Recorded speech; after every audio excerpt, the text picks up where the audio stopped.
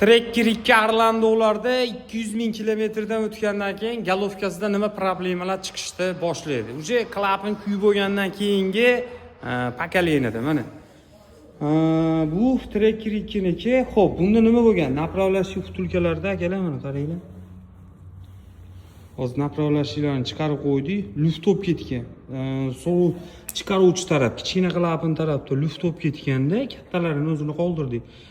Bir tarafiga направляющий qo'yapmiz, boshqatdan saroshka приtilki, zazor klapan hamma yo'g'i bilan konkret qilib xudo xolisa qilib beramiz. Mashinada prikladga kuygan birinchi kasali otishgandan keyin klapanda ham 3 tasida kuygan chiqib qolgan. Polniy ustalar remont qildirishib yuboryapti. Klapan kuyishi bunda boshqalarida emas, shu mashinada klapan kuyishiga sabab akalar направляющий bo'lgan.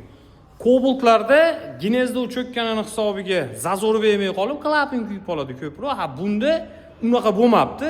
Направляющийda luft ko'payib ketganini hisobiga kompressor ushonmasdan klapan kuydirib qo'ygan.